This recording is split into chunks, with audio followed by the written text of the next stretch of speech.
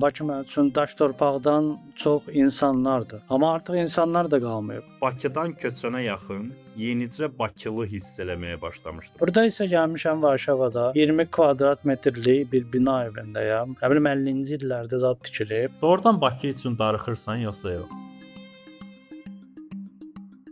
Salam Cavid, xoş gördük. Salamlar, bir daha yenidən bir yerdəyik. Söhbətin gedişatını razılaşdırmamışıq. Hardan gəlib, hardan gedəcəyimizi də çox dəqiq deyə bilmərik, amma məncə miqrasiya ətrafında bu spektrumda maraqlı bir söhbət ola bilər. Yenə soyuq data ilə başlamaq istəyirəm Cavid. Niyə ölkədən çıxırıq sualı ilə? Deməli 2022-ci il üzrə Azərbaycanda ÜDM təxminən 4230 dollar olanda, Ermənistanda 4269 olub, Gürcüstanda 4301. Amma hazırda Ermənistan və Gürcüstanda həm adam başına düşən ÜDM, həm də iqtisadi böyümə Azərbaycandan çox irəlidədir. Deməli 2025 və 2026-cı illərdə hər iki ölkədə iqtisadi artım 7%-dən yuxarı olub. Azərbaycanda 2025-də cəmi 1,4% artım qeydə alınıb. 2026-da faktiki olaraq 0%dir. 0,2 idi, yoxsa nəsə belə bir rəqəm idi. Və ən qorxuncu da odur ki, Beynəlxalq Valyuta Fondu hesablayır. Bu iqtisadi artım templəri və göstəriciləri arasındakı fərq yaxın illərdə də qalmaqda davam eləyəcək. Gürcüstan və Ermənistan sürətli böyüməyə davam eləyəcək, Azərbaycanda isə bu iqtisadi durğunluq. Amma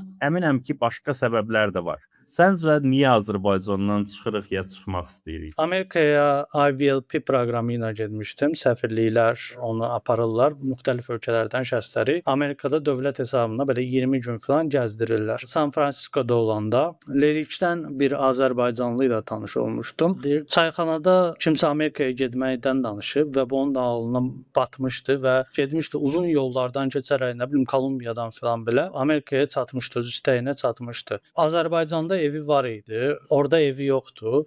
Amma orada qazandığı aylıq qazancı ilə təkcə Uber sürərək kirayəsini filan ödəyə bilirdi, uşağını məktəbə göndərirdi. Yəni bu kimi imkanları görənlər düşünürlər ki, mən əgər orada daha yaxşı yaşayacağamsa, buranın dağına, daşını, kəsəyini aşiq olub neyniyəcəm? Gedib normal həyat qurum özümə. Məncə ən önəmli faktor iqtisadiyyatdır. Adi ev təmizliyinə gedən qadınlar, onlar gedirlər İstanbulda bu işi görürlər. İnsanlara da aldadıb aparırlar Balkan ölkələrinə ki, bəs sizin işiniz ancaq fabrikdə, zavodda çiyələkləri yeşiklərə doldurmaq olacaq filan. Onları aldadırlar, inşaat işlərində işlədirlər filan. Bu faktın özü ki, bəs insanlar buna aldanır. İnsanlar Serbiyada kuryer olmağa hazırdırlar. Montenegroda, Albaniyada ən aşağı işlərdə işləməyə hazırdırlar. Bu təkcə Azərbaycan iqtisadiyyatı üçün məncə özü çox bir şey deyir. İqtisadiyyat məncə də həlledici rolları oynayır və daha sonra kollektivist bir cəmiyyətdə yaşamaq insanlar üçün ağırdır, xüsusilə gənclər üçün ağırdır. Çünki şortik üstündə dava, nə bilim, bakirəlik söhbətləri, ailə qeybətləri, İlham Əliyevin kaprizləri, paranoyaları, qorxuları insanların gündəlik həyatını hədsiz dərəcədə çox təsirləndirir. Ona görə əlbəttə ki, bütün bu faktorlar rol oynayır. Mən çox insan tanıyıram ki, Azərbaycanda çox yaxşı işlərdə işləyirdi Azərbaycan üçün. Amma o insanlar belə nəticə etibarı ilə biraz daha aşağı sinfə transfer olmaq hesabına olsa belə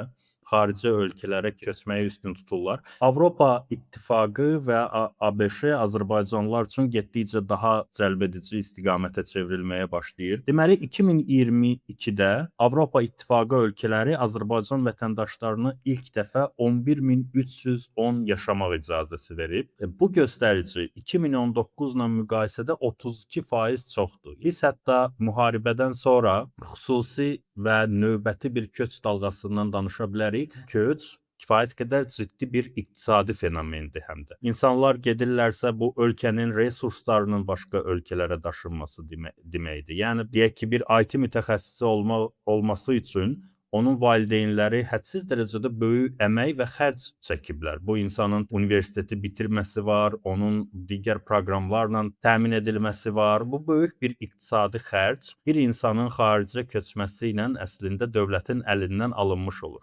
Məsələnin sadə kapitalistik tərəfini də unutmadan söhbətə başlamaqda fayda olar. Yəni əlbəttə ki, insanlar stimullara cavab verirlər. Harda iqtisadi fəallıq varsa, orada insanlar axın eləyirlər. Bunu biz kənddən şəhərə görə bilərik, şəhərdən daha böyük megapolislərə və s. və ilaxır. Və bu gün də dünya iqtisadiyyatının çox böyük hissəsi qlobal şimalda cəmləşib və qlobal cənubdan insanlar məcburi şəkildə bura köçməli olurlar. Bu Ceuta nümunəsində ümumiyyətlə daha dəhşətli şəkildə özünü göstərdi. Qlobal şimaldan qlobal cənuba hər il təxminən 2 trilyon dollar vəsait ayrılır. İnvestisiyalar, xarici yardımlar və s. və ilaxır. Amma hesablama üzə çıxarmışdı ki, qlobal cənubdan da tam olaraq 5 trilyon dollar geri, yəni qlobal şimala qaytarılır. İstismarı göstərən xeyli rəqəmlər var, hansı ki, insanların da köçünü məcburi eləyir. Məncə Azərbaycandakı məsələ də bundan çox kənarda deyil. Yəni bu gün Azərbaycanlılar təkcə Avropa İttifaqına, təkcə Polşaya, Almaniyaya və təkcə ifadə azadlığı və digər məsələlərə görə köçmürlər. İnsanlar əsasən Rusiyaya ağır əmək şərtlərində işləmək dalınca köçürlər. Mən Naxçıvandan bir yoldaş izləyirəm. Azərbaycanda saxlanıb, həbs təhlükəsi yaşayıb, elədiyi şey Naxçıvandakı məmurları tənqid eləməkdir TikTokda və bunu davamlı olaraq onunla əsaslandırır ki, iş verin mənə, işləyim, çünki mən gedib Rusiyada çox ağır şərtlərdə işləməli oluram. Və indi biz daha çox danışacağıq Avropaya köçün çətinliyindən və yaxşı tərəflərindən. Polşaya köçməzdən əvvəl bu ölkə ilə bağlı hansı stereotiplərin var idimi ümumiyyətlə? Polşada daha əvvəl olmuşdum. 2023-cü ildə Slovakiyada bir art rezidensiyadaydım. Novruz bayramında buradakı dostlarla qeyd eləmək üçün, Novruz bayramını qeyd eləmək üçün gəlmişdim. Orada bir neçə Wroclaw və Varşavada oldum əsasən. Polşa haqqında bir stereotipim yox idi sözünə çıxar. Nəyə görə? Polşa elə bir ölkədir ki, Azərbaycanla onun bəzi bağları var. Emiqrasiya məsələsində. Çünki Rəsulzadənin ilk getdiyi ölkələrdən biri olub Polşa, hələ Sovet sosialist hakimiyyəti yox idi orada. Varşava alayında belə xidmət edən Bakıxanov kimi şəxslər olub. Bakıxanov özü öz kitablarından birində Varşavanı haqqında detallı yazır, farsça olsa da.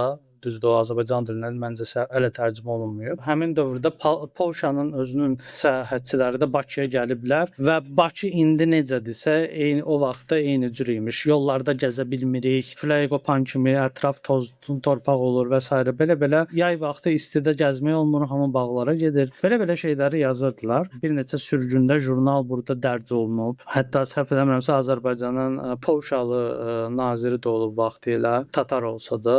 Bura gəlməyə amma heç hazır deyildim. Mən həmişə Avropaya köçmək istəmişəm. Bunu deməkdən çəkinmirəm. Belə black metal zad, belə tarixçəm var deyə mən daha çox Skandinaviyanı istəyirdim. Bura məcbur qaldım, gəldim. Yenə iqtisadi bir seçimdir. Mən Fransaya da gedə bilərdim, Almaniyaya da gedə bilərdim. Amma düşündüm ki, oralar mənim üçün maddi olaraq yaxşı bir seçim deyil. Nəyə görə? Çünki Polşa nə qədər son illərdə bağlaşsa da, maddi olaraq mənə daha çox sərf eləyir. 8 ay işsiz yaşadım bura gələndə. 7000 avro ilə gəlmişdim.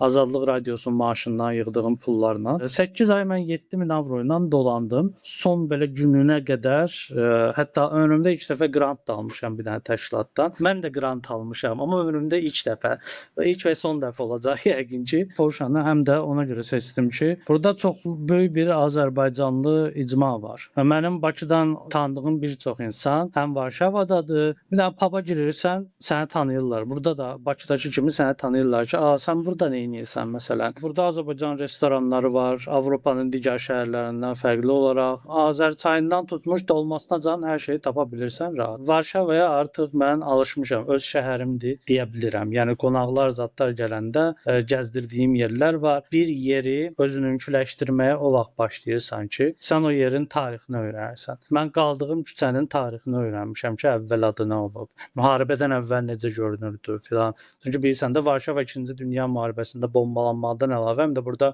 Varşava üsyanı olub və məhv eləyiblər nasistlər buranı. Şəhər yenidən tikilib. Bakını necə tarixini oxumaqla özününküləşdirmişdimsə, buna da elə baxıram. Dediyim bir şeyə qatılıram ki, bir yerin tarixini öyrənmək kömək edir o yerlə bağ qurmağa. Çox çətindir bir yerə tamamilə adaptasiya olmaq. Bir də mənim son 2 ilim demək olar ki, yollarda keçib.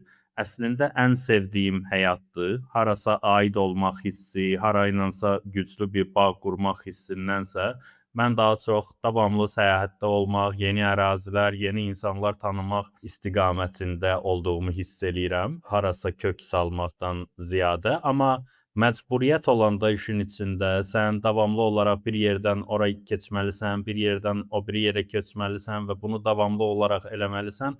Bu insanı hədsiz dərəcədə yorurmuş, onun fərqinə vardım. Demək olar ki, bütün Balkanları gəzdim və mənə qatdığı ən böyük hekayə ondan ibarət oldu ki, Qafqazların yeganə qarışıq, xaotik bölgə olmadığını mənə xatırlatdı.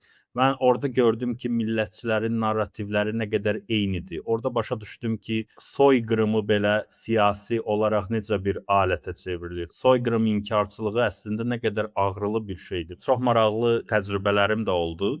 Bir cəmiyyətin homogen olmadığını onun içində yaşadıqca təcrübə eləyirsən. Cəmiyyətlərlə bağlı, dövlətlərlə bağlı, ölkələrlə bağlı bəlli bir oturmuş düşüncələrimiz olur. Almanlar soyuqdur, polyaklar daha çox dindardır. Cəmiyyətin özünün içində olanda sən bunun nə qədər mənasız ümumiləşdirmələr olduğunu görə bilirsən. Və daha sonra Berlinə köçəndə də eyni şey yaşadım. Berlin haqqında danışanda insanlar deyirlər ki, yaşlı adamlar sənə izləyirlər, imkan vermirlər, zibil atasan, çox soyuqdular, heç kim ünsiyyətə maraqlı deyil və s.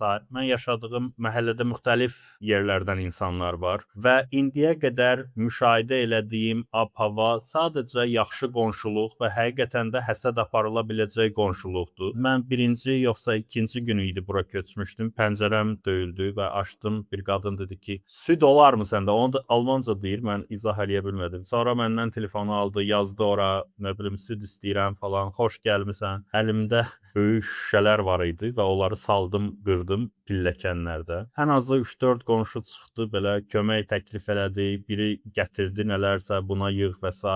Deyilən şeylər tamamilə fərqli idi Almaniya haqqında. Gördüyüm reallıqlar daha başqadır və insanların da kömək istəyəndə kömək eləyə biləcəklərini anladım yəqin ki, Almaniyada olanda. Yəni heç kim sənə sadəcə durduğun yerdə kömək təklif eləməz bəlkə. Burası doğrudur. İnsanların bəlkə çox izolyasiyada və individual yaşadığı, amma eyni zamanda kömək istəsən, mənə elə gəlir ki, Berlində kömək tapmaq faizin bəlkə Bakıya nisbətən daha yuxarı olar. Halbuki bizdə tamamilə tərs narrativlər var ki, biz daha kollektivist, biz daha köməkçil, yardımlaşma və s. və ilə axır. Məncə bunlar çox dəyişkən, asanlıqla belə ipyə eləyə biləcəyin şeylər deyil. Azərbaycanlıların kollektivist dediyi şey qohumcanlılıqdır. Qohumlarına elə can yandırırlar. Bu kömək söhbəti barədə çox belə təcrübəm yoxdur. Çünki mən ümumiyyətlə təbiət etibarilə çalışıram hər şeyi özüm eləyim. Burada amma bir dənə qadın var məsəl üçün, qoca yaşlı qadındır. Bilmirəm mənə hardan görür. Dilimiz adda ingiliscə bilmir də, o polyak dilində danışır. Mənə hərdən belə deyir ki, cavan oğlansan, yemək zad yoxdur yəqin. Evində nəsə belə kek zad bişirəndə verir də bir hissə falan. Mən heç Türkiyədə yaşayanda uzun illər Türkiyədə yaşamışam. Oradakı qonşuları tanımırdım deməli. Nəinki Türkiyə, mən Azərbaycandakı qonşularımı, Kürdəxandakı qonşularımı tanımırdım. Kürdəxanda necə kollektivlər, icmalar var, nəsil anlayışı var. Filan nəsil, sən həmin nəsli tanıyırsan. Məsələn, bizdən böyüklər tanıyırdılar ki, kimin hansı nəsildəndir. Mənim generationum bilmir ki, kimin nəslidir, ya nə bilim. Varşavada mən burada Azərbaycanlılarla gücünə otururam. Mənim biraz siyasi aktivizmimdən xəbəri olanlar, adicə mənim DTX tərəfindən saxlanmağım xəbərini öyrənənlər, Azərbaycanlılar və xüsusilə də kişilər bir nöqtədən sonra mənimlə danışmamağa üstünlük verirlər. Yəni o insanlar məni onsuz da Bakıdan tanıyırdı, amma onlar nə bilim mənim tarix haqqında postlarıma görə, ya nə bilim araşdırmalarıma görə, fəlsəfə filan belə şeylərə görə tanıyırlarmış. Mənim DTX tərəfindən saxlanılıb 12 saat sorğu-sual edilib buraxılmağım onlar üçün qırmızı xətt kimi bir şey oldu. icmamı, Azərbaycanlıların bir-birinə o dəstək olan icmasının altının necə boş olduğunu mən o təcrübəmdən sonra gördüm ki, mənim Bakıdakı ən yaxın dostlarım filan, onlar hamısı məndən əlaqəni qırdılar və hələ də danışmırıq. Burada gəlmişəm yenidən sıfırdan sosial həyatımı qurmalıyam. Mənə çox qəribə gəlir ki, polyaklar ingiliscə danışmırlar. O boyda Avropa təhsili zırt-pırt deyirsən, amma ingiliscəni ancaq ehtiyacı olanlar, bunu məktəbdə oxuyanlar filan ya da nə bilim turizm sektorundadırsa, o IT sektorundadırsa, elə adamlar bilirlər. Ən çətini məncə elə budur. Uşaq vaxtı gəlmiş olsaydın, nə bilim mənim atam gildə vaxtı İlham Əliyev prezident olandan sonra gəlmiş olsaydılar buralara, belə bir çətinlik çəkməzdim. Çünki o ən yaxın dost anlayışı var. Onun üçün müəyyən bir-birinə məruz qalmaq saatı var da, o nə bilim 200 saatlıq bir şeydir. Onu keçməlisən ki, o insanın yanında özünü təhlükəsiz hiss edəsən və rahat hiss edəsən. O daima bir yerə köçən insanlarda olmur. Daim yer dəyişən insanlar dost tapma, dost saxlamaqlarda çətinlik çəkirlər. İndi nə olsun biz Polşaya gəlmişik. Sən deyirsən şortikdən zaddan bezmişik və yaxud bu məişət söhbətlərindən filan. Amma bura gəlirsən, burada da internetdə oxuyursan, çünki Azərbaycan xəbərlərindən uzaq qalmaq istəmirsən. Eyni söhbətlər burada da davam edir. Sonra Azərbaycanlılara fikir verirsən. Görürsən ki, Azərbaycanlıların arasında da eyni söhbətlər burada davam edir. Çünki onlar da öz qapalı çevrələrindən qırağa çıxmırlar çox da. İnsanlarla tanış olandan, belə Azərbaycanlılarla tanış olandan 10 dəqiqə, 15 dəqiqə sonra travma dumping edirlər, ondan edirəm. Mən buralara necə gəldim, çıxdım və onların cavabı adətən belə olur. Hə, bilirsən necədir? Mən yayda Bakıya getmək istəyirəm, belə rahat gedib gəlmək istəyirəm. O yerdə məni səhv başa düşməzsən də üzr istəyirəm. Hə, mən dedim ki, başa düşdüm artıq və orada da artıq çox da danışmırıq. Həqiqətən belə bir-iki Azərbaycanlı var ki, onlarla daimi kontaktdayam. Yaxşı ki, mən burada fərqli dillərdə danışan, sən dediyin kimi, fərqli millətlərdən olan adamlarla da tanış olmuşam və açığı onlarla dil tapmaq daha asandır. Təzəlikcə virtual da olsa bir nəfərlə tanış oldum. O da özünə exile deyir, amma o Trumpdan qaçıb gəlib. Amerikan burada gəlib özünə exile deyir, sürgün deyir. Amerikan da exile ola bilirsə, biz neyniyək? Cavid, əslində çox yaxşı məsələlərə toxundun. Mən birinci başladığın elə söhbətdən davam etmək istəyirəm. Ümumiyyətlə Azərbaycanda güvən məsələsi, xüsusən insanlar arası güvən məsələsi mənə həmişə problemli gəlib və müxtəlif datalar, sorğular da bunu təsdiqləyir əslində. Məsələn, dəyərlər sorğusunun sonuncu dalğa göstəricilərinə görə Azərbaycanlıların ancaq 26% deyib ki, insanların əksəriyyətinə güvənmək olar. 67% insan deyib ki, insanlarla münasibətdə diqqətli olmaq lazımdır. Avropa və Qərb cəmiyyətlərində insanlara güvən dərəcəsi adətən yüksək olur. Bu 60-70% olur və biraz geriləmə müşahidə olunan kimi dərhal sosial institutlar bununla bağlı həyəcan təbiri çalmağa başlayır. Bizdə insanların qruplara güvəni məsələsi əslində dərinliyi tam ortaya qoyur. 99% ailə üzvlərinə, şəxsən tanıdığı insanlara güvənən 78%-dir, qonşulara güvən 65%-dir, başqa dindən və millətdən olan insanlara güvən 25%-dir. İlk dəfə gördüyü, bayaq da dedim yəqin ki 14%. Və müxtəlif sorğular göstərir ki, Azərbaycanda gənclər istənilən növ siyasi aktivlikdən, bura petisiyaya imza atmaqdan tut, qonşuluqda, icmada hansısa problemi həll etmək üçün səfərbər olmağa qədər hər şey olduqca passiv göstəricilərə sahibdir. Azərbaycanda hətta gənclər də belə fəaliyyətlərdən tamamilə qaçırlar. Məncə bu çox anlaşılandır. İnsanların əksəriyyəti, ən azından ailəsi ya tamamilə dövlət işindən asılıdır, ya da hər hansı bir formada dövlətdən asılılığı var insanların. Tələbə hərəkatları davamlı olaraq boğulur, Həmkarlar İttifaqı davamlı olaraq boğulur, Afiyettin həbs olunub, digər Elvin həbs olunub, digər işçi haqları fəalları həbs olunub. Azərbaycanlıların siyasi partiyaya üzvlüyü az qala terrorçu qrupa üzvlük qədər təhlükəli bir hala gəlib çatıb. Ona görə bu tip məsələlər çox anlaşılandır. Bir narrativi heç sevmirəm və təəssüf ki, burada Berlində görüşdüyüm müxtəlif Azərbaycanlılardan onu eşitmişəm. Bizimkilərdən uzaq ol, Azərbaycanlılardan uzaq ol. Məncə bu güvən məsələsi hətta yaxınımızdakı insanlara da sıçrayıb, onlar da bu narrativləri təkrarlayırlar. Mən burada rastıma çıxan Azərbaycanlılardan hansılardan ki, o ifadələri eşitdim. Həmin insanların özündən uzaq olmağı seçdim. Çünki nəticə etibarilə burada yaxşı əlaqələr qura biləcəyim və həqiqətən bir icma daxilində hiss eləyə biləcəyim xeyli keyfiyyətli azərbaycanlılar var. Biz birlikdə işləyirik, ya görüşürük, ya əlavə bir şeylər eləməyə çalışırıq. Yeridilmiş narrativlərdən biri də ondan ibarətdir ki, biz nəsə belə problemli insanlarıq, biz hara getdik problem yaradırıq. Təəssüf ki, bundan istifadə eləyən, istənilən bir məqsəd üçün bunu manipulyasiya edən insanlar da var. Məsələn, deyək ki, Azərbaycanlılar əsasən axışdılar Almaniyaya, Polşaya və Litvaya. Və Polşada hər hansı bir Azərbaycanlı çıxıb nəsə bir axmaq hərəkət eləyəndə, bu Azərbaycanlılar özlərini apara bilmirlər, Azərbaycanlılar yenə hardasa problem çıxartdılar. Sonra mən xatırlayıram, bu narrativ daha çox inkişaf etdirildi. Montenegroda, orada bir neçə Azərbaycanlı problem yaratmışdı və daha sonra aksiyalar oldu Azərbaycanlıların və türklərin açıq şəkildə qovulması üçün. Bu ifrat rasist etirazlar belə cəmiyyətin müəyyən bir hissəsində mən şəhərlərdə gördüm, onlar xeyli populyar idi. O həmin narrativləri təkrarlayır ki, aha bizimkilər yenə hardasa nəsə pis işlərlə məşğuldular. Amma mən burada gördüyüm Azərbaycanlıların əksəriyyəti olduqca gözəl həyat yaşayırlar. Burada iş axtaran, təhsil alan insanlar tanıyıram. Azərbaycanda bir insan üçün xəyal ola biləcək həyatı qurmağa çalışırlar və hədsiz dərəcədə çətindir. Amma bir insan köçür, bir müddət sonra özünün şəhəri ilə bağlı bir səhrayı retrospeksiya eləyir də. Sanki orada hər şey yaxşı idi, nostalgiyaya qapılır və s. Sosial şəbəkədə bir gün bezir, yorulur, bayaq sən yaxşı bir məqama toxundun.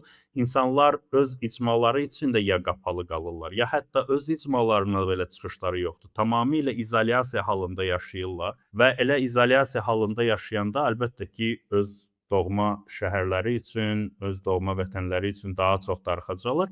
O insanlar çıxıb bir kəlmə yazanda ki, mən darıxdım, altında xüsusi aqressiyanı hiss eləmək olur. O niyə getmişdiniz o zaman? Qayıdın, gəlin. Nə bilim, siz gedib oraları da məhv eləyirsiniz. Siz gedib oraları da dağıdırsınız. Bax bu aqressiyanın həm də səbəblərindən biri məncə odur ki, hədsiz sayda çox insan hazırda Azərbaycanı tərk eləmək istəyir. Bunu bütün şərhlərdə görmək olur. Hətta o günlərdə bir jurnalist dostum mənə dedi ki, biz adi bir xəbər yazmışdıq ki, Almaniyada nəsə maşın sürücüləri ilə bağlı və bizə onlarla mesaj gəldi. İnsanlar deyirdilər ki, necə gedib işləmək olar. Biz köçəndən sonra bir dilemma qarşısında qalırıq.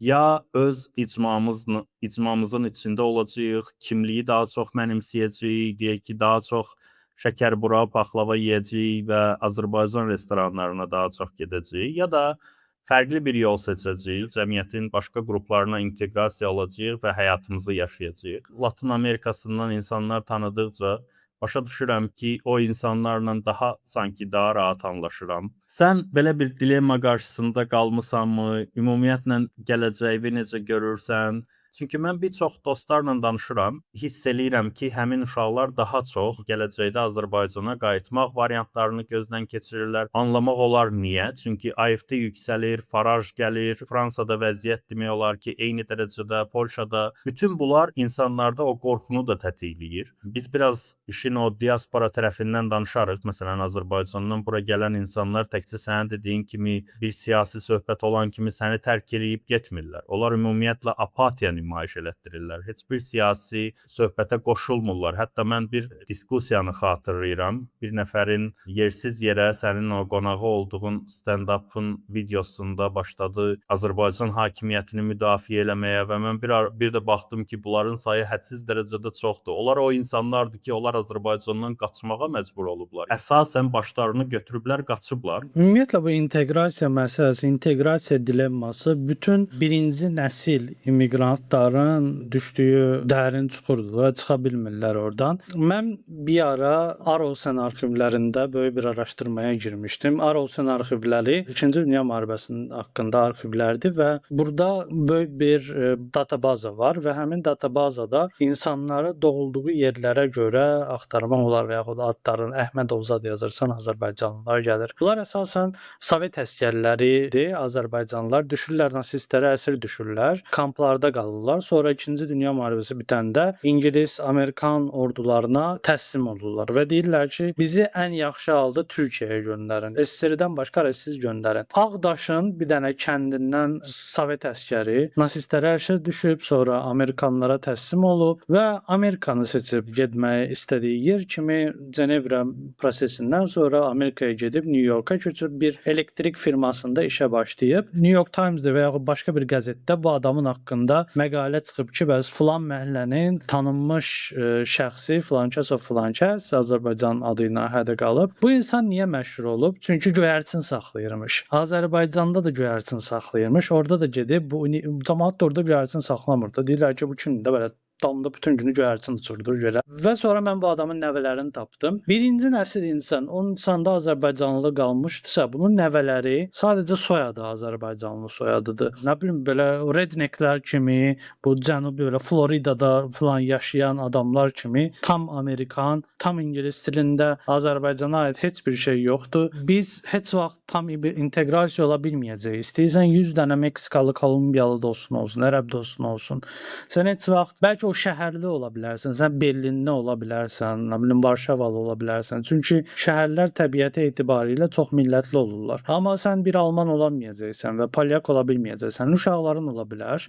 Uşaqlıqdan məktəbə edirlər, bağçada böyüyürlər filan. Yəni mən heç türklərlə belə burada oturanda o səmimiyyəti hiss eləmirəm. Çünki bir nöqtədən sonra abi deməyi dayandırıb belə Azərbaycan dilində bir sən necədir? Belə Bakı ləhcəsindən bir şey danışmaq istəyirəm. O rahatlığı ingilis dilində tapmıram mən onu ki, bəs okey, ingilis dilini professional səviyyədə danışıram, işdə istifadə edirəm, müdirlə filan. Azərbaycanlı ilə ingiliscə danışmaq istəmirəm. O rahatlığım pozulur. Çünki özümü ifadə edə bilmirəm. Azərbaycanda hakimiyyət dəyişilmədiyi müddətcə bir qayıtmaq kimi bir planım yoxdur. Dediyim kimi, sabah birisi gün hakimiyyət dəyişdi, hökumətə daha belə sağçılar gəldi. Deyəcəklər ki, biz bu Azərbaycanlıları niyə işlədirik, bu gürcüləri niyə işlədirik? Çıxsınlar, getsinlər öz ölkələrinə, oturumumu uzatmayacaqlar. Bu barədə ona görə mən uzun müddətli bir plan qura bilmirəm. Amma nə eləmək istəmədiyimi bilirəm. Hər də gecələr Bakının küçələrində gəzdiyimi filan görürəm. Erməni kilsəsinin yanında bir dənə qadın olurdu. Həmişə deyir ki, ay bala gəlin, çəkinizi ölçün. Sonra biraz düşürsən aşağı McDonald's-dan qabağa gedirsən. Orada bir dənə Spider-Man-lər belənsə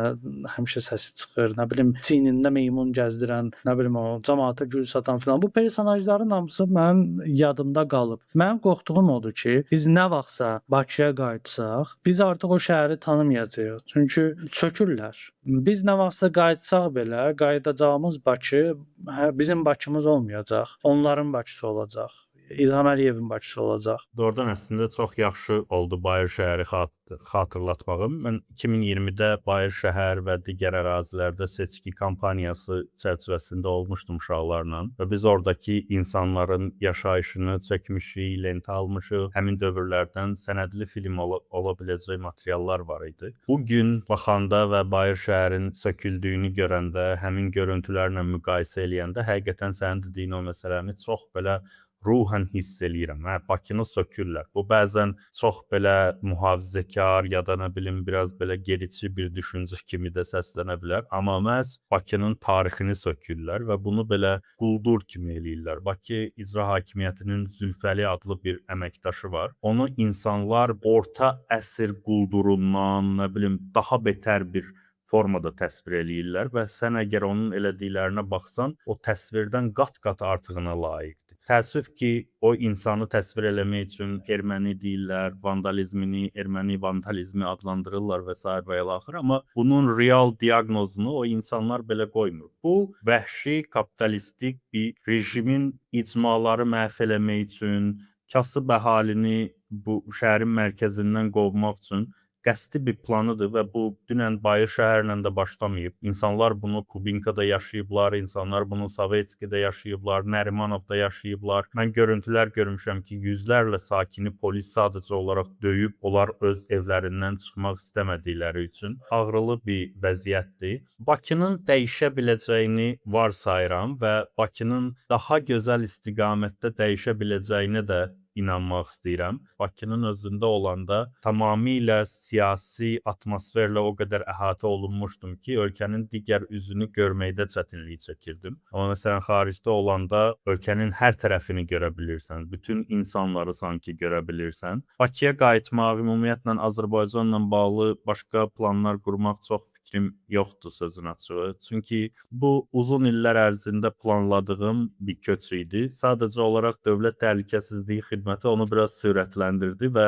qaçılmaz bir şeyə çevirdi. Mənə də Dövlət Təhlükəsizliyi Xidmətinə bu gün belə qəfil qonaq eləyəndə və deyəndə ki, İlham Əliyevin adını çəkmək olmaz, belə üstü örtülü yox, belə lap açıq şəkildə. Başa düşdüm ki, okey, mən istəmirəm Azərbaycanda İlham Əliyevin həbsxanalarının birində, kameralarının birində sağlamlığımı, həyatımın müəyyən hissəsini verim. Hər hansı bir şəkildə ümid görmədiyim bir proses üçün. Amma eyni zamanda köçəndən sonra da o bayaq dediyim dilemma qarşısında daha çox hər gün özümü hiss eləyirəm. Yəni sanki bir qərar verməliyəm artıq. Azərbaycanla bağlı səhifələri tamamilə bağlayıram, artıq heç nə izləmirəm. Sabah yenə nəsə baş verir və yenə izləyirsən. Dostlar həbsdədir, onlar məktublar yazır, sən onlara yazırsan. Onlarla bağlı şiddət, zorakılıq, çirkin şeylər paylaşılır. Bu gün bir neçə dəhşətli belə materiallar görmüşəm. Bir qadındır, 4 rəsm qoyub qarşısına. Onlardan 3-ü artıq həyatda deyil, qadının uşaqları da və əridir. Hamısı müharibə ilə bağlı ölüblər. Və bu gün qadının istədiyi şey odur ki, məni birinci sırada göndərməliydiniz Xocalıya, amma mən bu günə qədər göndərilməmişəm. Püşk atmadan kənar mənim istədiyim ev başqa insana verilib. Adi bir hekayəni oxuyanda belə ədalətsizliyin hansı ölçüyə çatdığını və bunun artıq bir çox ölçülü bir ədalətsizliyə çevrildiyini asanlıqla görürəm və hər şeydən əlavə Cavid, vətəndaş olaraq mən belə bir ölkədə yaşamaq istəmirəm və nə qədər ki fürsətim var, nə qədər ki başqa təcrübələr yaşamaq imkanım var, başqa ölkədə mənim əməyim, zəhmətim, işim dəyərləndirilir. Bunu bu şəkildə də davam elətdirmək istəyərdim yəni. Azərbaycandakı məsələ həmişə əlbəttə ki iqtisadi olub, bunu qəbul eləyirəm.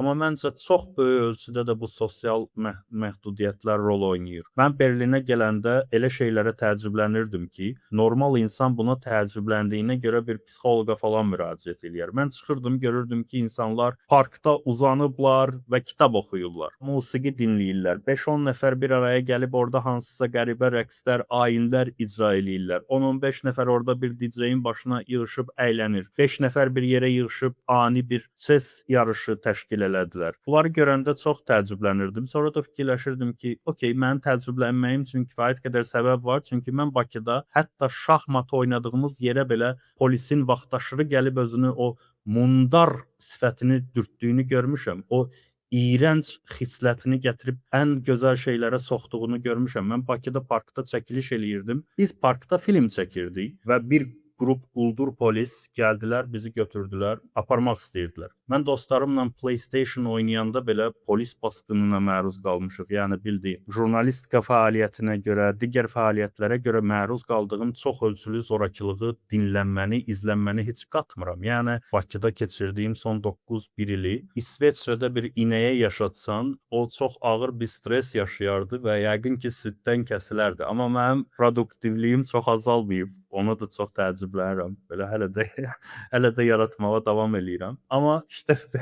belə nümunələr görəndə, bununla rastlaşanda dilemma qarşısında nə istədiyim yox, daha real şeylər önəm qazanır. Yəni inteqrasiya da elə asan bir məsələ deyil. Mən burada məsələn təzə gəldiyim vaxtlarda daha çox date eləyirdim və onlardan çox azı Alman və yaxud da Qərbi Avropadan olan insanlar olurdu. Çox nadir hallarda Qərbi Avropalıların və Almanların olduğu icmalarda olmuşam. Yəni inteqrasiya məsələsi mən səninlə çox razıyam ki, birinci nəsil insanlar üçün ümumiyyətlə xəyalı belə hədsiz dərəcədə çətindir. Dating zat söhbətinə mən heç cəhd belə eləməmişəm sözün açığı. Yəni ki, ilk gəldiyim ilim təzəlicə tam oldu. Bir il ərzində ancaq özümü fokuslamışam bir iş axtarmağa ki, birinci bu Maslow piramidasının ən aşağısında mənim yemək yeyə bilməyim və mənim başımın üstündə bir damımın olmağı da yağış yağmasın və elə bir evdə qalıram ki, 20 kvadrat metrdir və mən hamamdan çıxanda gərək necə eləyim ki, gəlim belə filan yerə dəyməyim. Bir də bu kompüter masası bu dəqiqə mənim bu işimin əsas hissəsidir. Mən PlayStation uzadım, hamısı bir dənə stolun üstündədir məndə.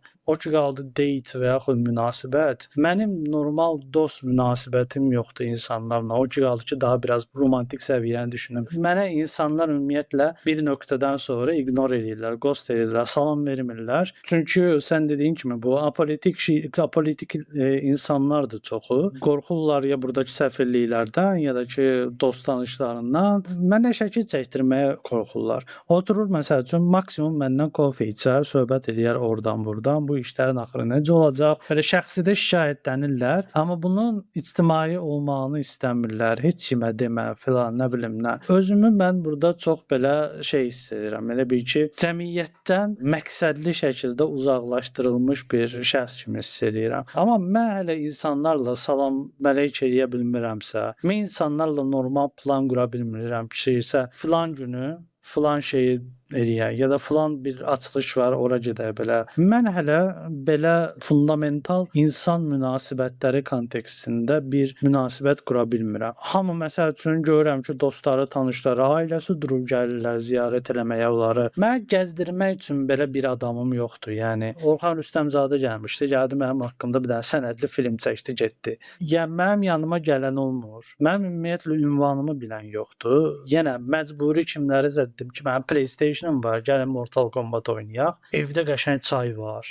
Ya nə bilim, evdə içməyə filan şey var. Nə bilim, şəkər buralar gəlib. Bu insanların, Cavidi görüm, prosta məni görmək üçün gəlmək kimi bir şey yoxdur. Bakıda olanda belə bir şeyə ehtiyacım yox idi təbii olaraq. Girirdin bir dənə paba, azı 3 nəfər tanışım var, deyirlər ki, gəl otur bizdən filan. Mən Bakı özümü introvert zənn edirdim. Çünki sosial mediada məşhursan, səni çox adam tanıyır və istər-istəməz tanınmağını istəmədiyin adamlar da tanıyır da, gəlir gəlmiş olurlar. Varşavada artıq istəyirəm ki, o telefonda olur, məni narahat etmə seçimi olur. Mən istəyirəm ki, burada bir də məni narahat et seçimi olsun. Daim telefonu çək eləyirsən ki, görəsən mənə nəsə yazan oldu.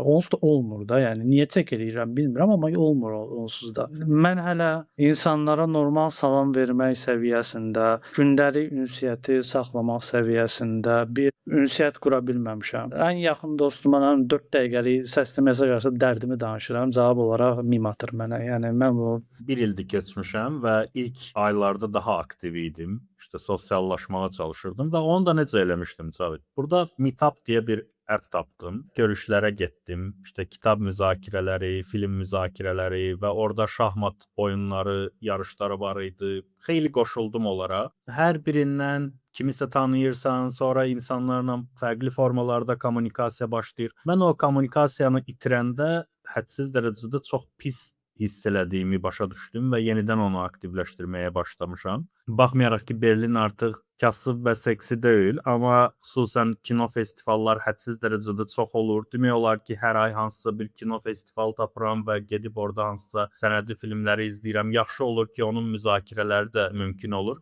Və yeri gəlmişkən sənə də Meetup'u tövsiyə eləyirəm. Varşavada da mütləq ki, onu istifadə eləyənlər var və heç olmasa onun alternativləri var. İlk istifadə eləyəndə insana biraz qəribə gəlir, heç tanımadığın bir insanlarla gedib film müzakirə eləmək falan, amma gedirsən ora görürsən ki, hamı aşağı-yuxarı eyni hekayəsi olan insanlardır və müxtəlif insanları gördükcə, müxtəlif hekayələri dinlədikcə sanki mən özümdə biraz daha rahatlamış hiss eləyirəm. İlk nəsil iqtisadi olaraq da, iqtisadi zorakılıqdan da əziyyət çəkir. Məsələn, adi hesablamalar aparıblar ki, ilk nəsil miqrantlar əsasən özlərinin 45-50% gəlirlərini ev xərclərinə ödəməli olurlar. Bu aşkar yoxsulluq həddi sayılır bu arada. Bu böyük bir təzyiq yaradır. Çünki sosial xərclərdən qısmalı olursan, beləcə sosiallaşma imkanları da insanın hədsiz dərəcədə əlindən alınmış olur. İnsanın pulu olandan sonra avtomatik sosial fəaliyyətlər də kəşf eləyir. Bir də ayılırsan ki, əslində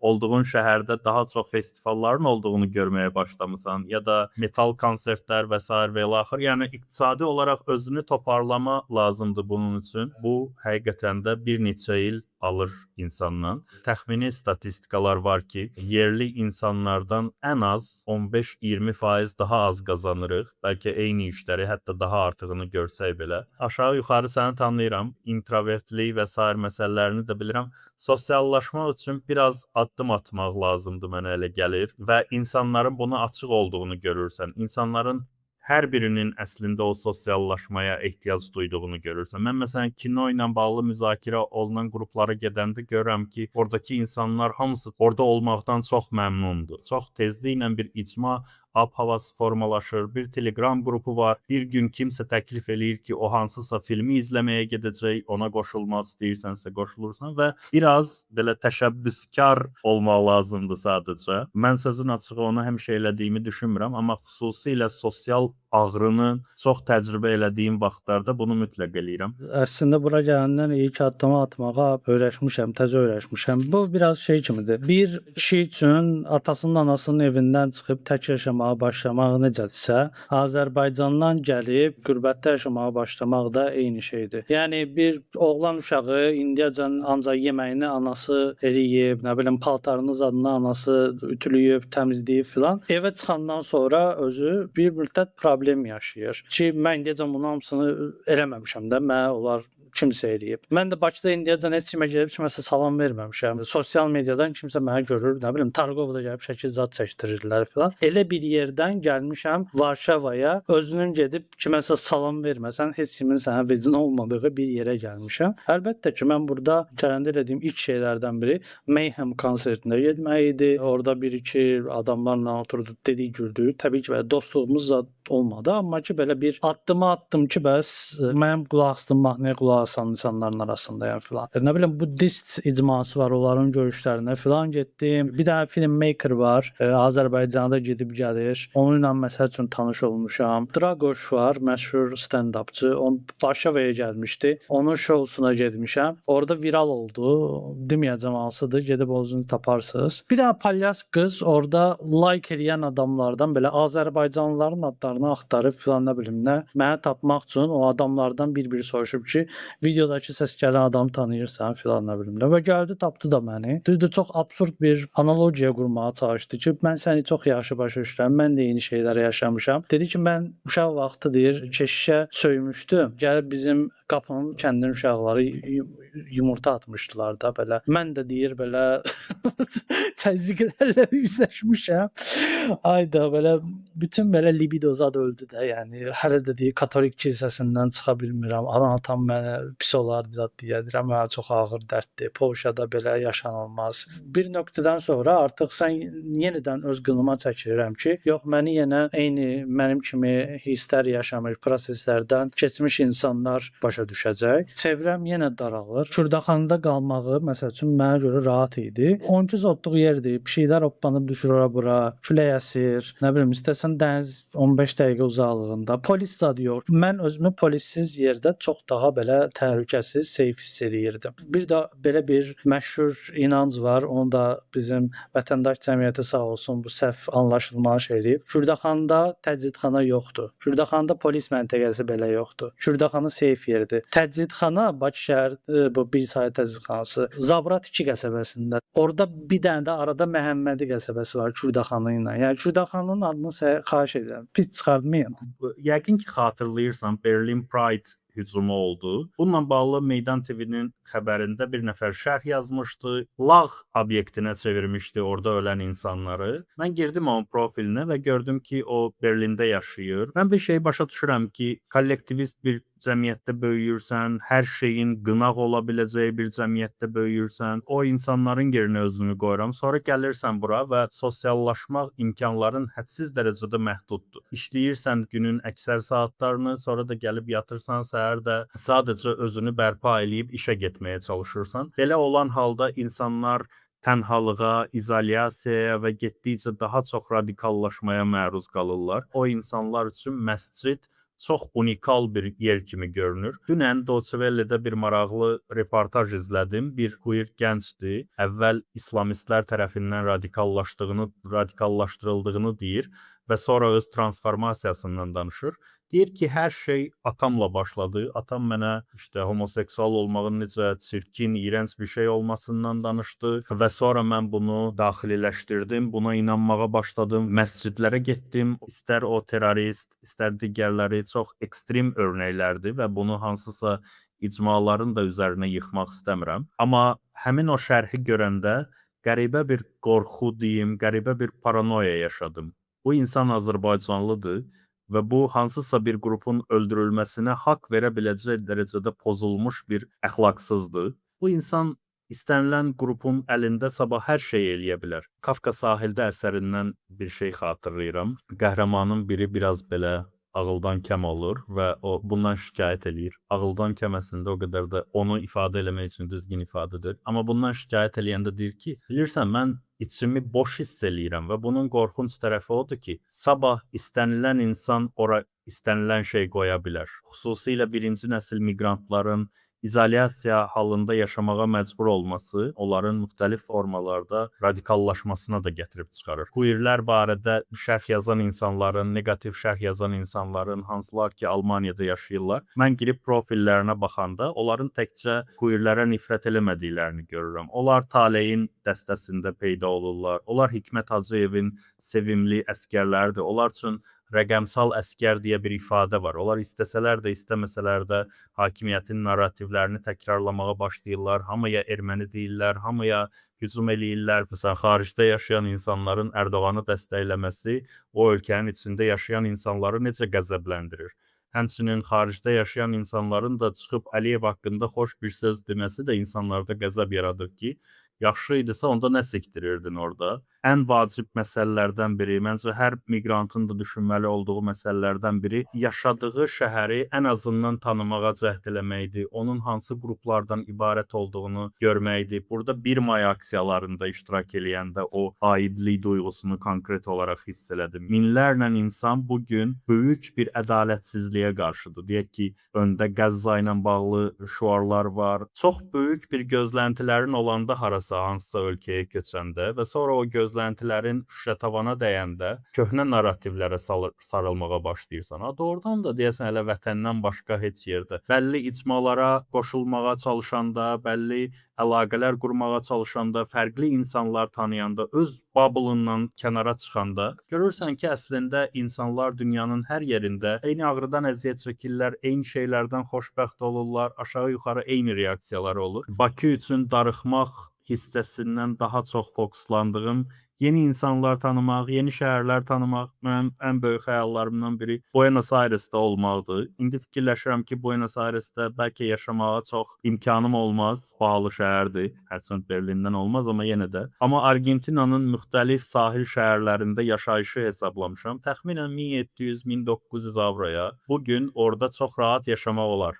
Sahil var, ora köçmək də o qədər də çətin deyil. Daha çox mən bu istiqaməti düşünürəm. Nəinki geriyə qayıtmaq, Bakıda yenidən bir şeylərə başlamaq. Doğrudan Bakı üçün darıxırsan yoxsa yox? Dediyin təcrübələri mən yaşamışam, amma Ankara'da yaşamışam, Gezi Parkı etirazlarında yaşamışam. 2013-cü ildə idi o. Və mən artıq 3 il idi ki, Türkiyədə yaşayırdım və mənim o etirazlara qoşulma səbəbim ona görə deyil ki, mən Ərdoğandan xoşum gəlmir. Ona görə idi ki, baxmayaraq ki, mənim ölkəm deyil, mənim şəhərim deyil. Mənim bütün dostlarım oradaydılar, türk tanışlar, dostlar. Və bir növ mən özümü həmin o türk dostlara, əhaliyə borclu hiss elədim ki, bu insanlara dəstək olmalıyam. O ki qaldı Azərbaycandan çıxıb Avropaya gedənlər və yenidən hökumət tərəfdarı olanlar filan. Burada müxtəlif kateqoriyalı insanlar var. Niyə gedirlər və necə olur ki, nə proseslərdən keçirlər ki, belə olurlar. Bunlardan 2 nəfər ola bilər.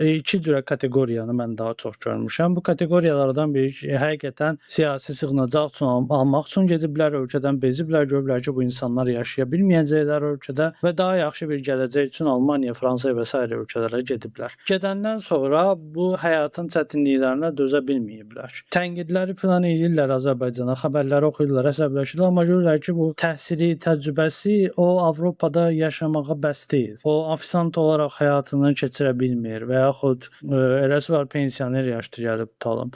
Bu kimi adamları bir nöqtədən sonra Azərbaycanın xüsusi xidmət orqanları və yaxud səfirliklər ələ alırlar ki, bəs sən müxalifliyi yenə davam elətdir, amma arada Azərbaycanın xeyrinə şeylər də dinən, biz sənin müəyyən xərclərimizi qarşılayacağıq filan. Bundan sonra o insanlar çevrilib olurlar belə. Başqa bir qrup insanlar var ki, o vaxtı əsr-i səadət dövründə də qrantların, layihələrin, pulların gəldiyi hansısa təşkilatın, QT-nin rəhbərinə deyirdin ki, mənim üçün bir dənə referans xəbər məktubu yaz, xasiyyətnamə yaz, çıxım gedim ki, bəs falan mitinqdə iştirak eləmişəm. Həmin o dövrlərdə gedənlər xəyallarında elə bir şey var idi ki, İsveçrəyə getdilər bunlar, Norveçə getdilər, bir dənə qırmızı xalça sərəcəklər ki, gəl qardaşım, biz sənin bütün həyatının pulunu, zadını, hər şeyi qarşılayırıq. İstəyirik ki, sən gəlib burada müxalifətçilik edəsən. Həyatın bu olmalıdır. Və o gedib təbii ki, gördülər ki, mən qab yumalıyam restoranda həyatımı davam elətdirmək üçün. Mən buna görə gəlməmişdim. Mən buna hazırlaşmamışdım.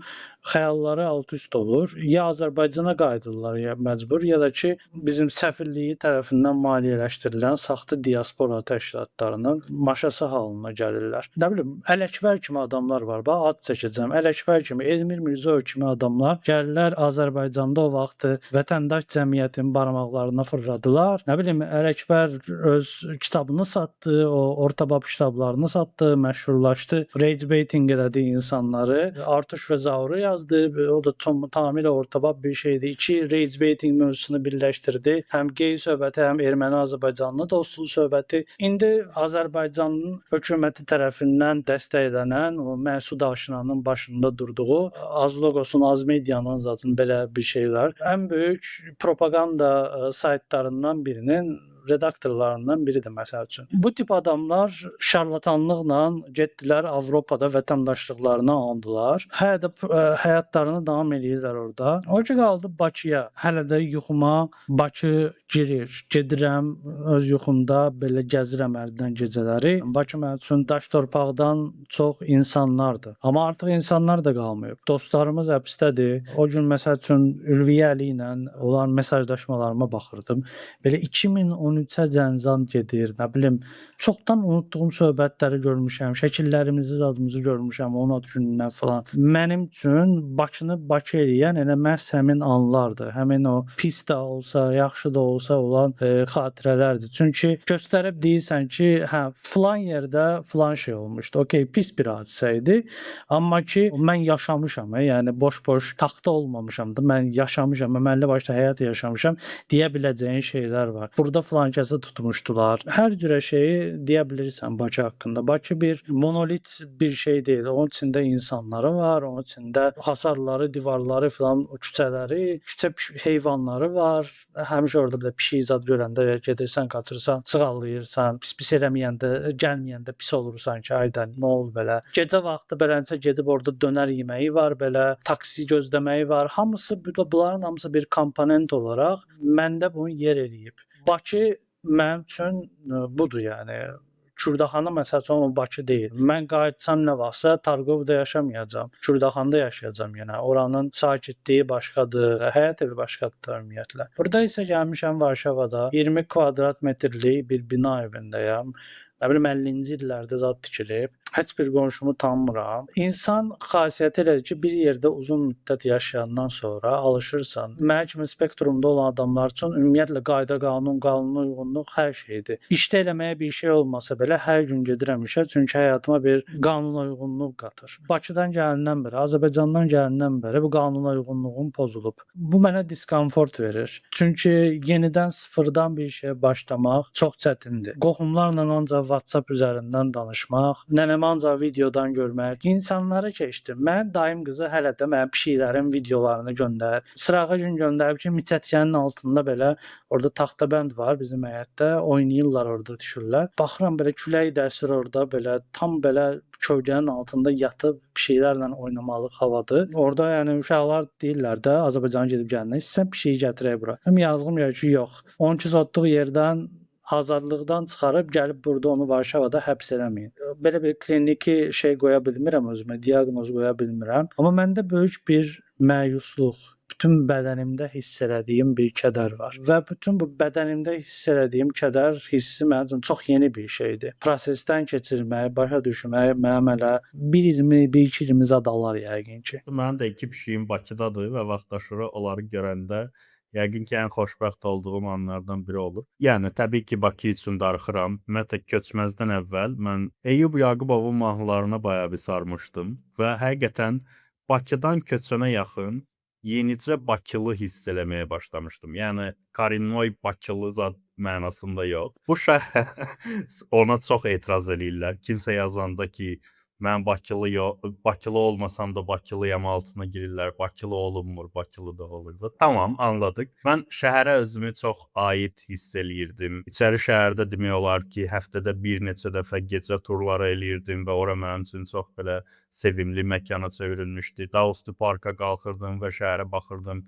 Həzidə Bakının belə ən maraqlı dəniz hissələrinə gedirdim, hansı ki, tamamilə tərk edilib və orada demək olar ki, insanlar yoxdur və s. Gənclik parkı çox sevməyə başlamışdım Həzidə. Ümumiyyətlə Həzidə tamamilə oturmuş və pişiklərlə də belə kontaktda bir həyatım var idi. Onları yemləyirdim, onlar xoşbəxt olurdu, mən xoşbəxt olurdum. Və əlbəttə ki, bu şeylərin əldən çıxdığını görürəm. Balkanlarda yenə də pişiklər var idi küçələrdə. Onları yemləyirdim və müəyyən qədər o ehtiyacları ödəyirdim. Amma burada fikirləşdiyim, daha çox gördüyüm həm də odur ki, əslində necə fərqli və yaxşı həyatlar mümkün imiş, real imiş. Bugün Avropanı Azərbaycanda çox bərbad təqdim eləyə bilərlər insanlar. Avropa İttifaqına müsbət münasibət cəmi 22% insanda olub. Bu 2026-nın sorğusudur və 2025-ə əsasən çox böyük bir geriləmənin olduğundan danışmaq olar. İnsanlar Avropa haqqında çox neqativ fikirlərdədir. Ona görə ki, Avropa Parlamenti və digər qurumlar vaxtaşırı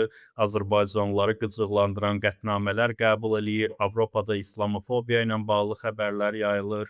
İran işğalı, İraq işğalı, Qərbə və digər ümumiyyətlə qlobal şimala münasibəti tamamilə dəyişir. Amma insan Avropa Birliyində yaşayanda fərqli cür insan həyatının mümkün olduğunu görür. Məncə bu hədsiz dərəcədə önəmlidir. Ona görə gəlib Almaniyadan və yaxud da Polşadan, hər hansı bir yerdən ancaq bir tərəfi çəkib göstərən insanlara da inanmamağı tövsiyə eləyirəm. Almaniyada və Polşa cəmiyyəti də homogen bir strukturda deyil. Belə real datalara, tədqiqatlara baxanda görürsən ki, heç bir cəmiyyət faşist, belə bütün gün digərlərinin qanını içməyə hazır bir toplum deyil. Avropa Birliyindəki həyatın birəbir Azərbaycanda tətbiq olunması kimi fantastik, utopik ideyalarım da yoxdur. Sadəcə Almaniyadakı bir il, ondan əvvəlki Balkanlardakı təcrübəm mənə göstərdi ki, Əliyev hakimiyyəti altında nələri itirmişik, hansı gözəl şeyləri, insani şeyləri, ən bəsit şeyləri, yəni bir film festivalında hansısa filmin senzuralanmasına belə az qala bugün Əliyev qərar verir. Köçməyimə qərar verməyim hər nə qədər çətin olsa da, bura adaptasiya hər nə qədər çətin olsa da, yaşadığım maddi problemlər 30-40% artsa belə, düşünürəm ki, bu köçmə nəhayətində bir insan olaraq mənim üçün yaxşı bir qərar idi. Berlin həqiqətən tam sevdiyim və özümü tamamilə gördüyüm şəhərlərdən biridir. Çox sağ ol Cavid. Ümid eləyirəm davam eləyərik. İzləyicilərə müraciət eləmək istəyirəm. Əslində bunu həmişə sözlərlə yazıram, amma podkastın ortaya çıxması üçün böyük bir resurs tələb olunur. Mən bəzi şeyləri araşdırıram, mövzuları və s. və ilaxır, amma əsas vacib məsələ texniki tərəflərdir. Yaxşı mikrofonların, texniki şeylərin alınması üçün vəsait lazımdır. İyanə eləyə bilərsiniz. Mən keçən dəfə hesabladım və bunu bir kampaniyaya da çevirmək istəyirəm. Normal bir podkast üçün 5000 avro böyük bir yatırım lazımdır. Çalışırıq bir şeylər eləməyə, əgər maraqlıdırsa, siz də büdcənizə zərər verməyəcək şəkildə iyanə eləyə bilərsiniz. İyanə eləyə bilməyəndə də özünüzü çox narahat hiss eləməyin. Xoş həftə sonu, görüşmək ümidi ilə.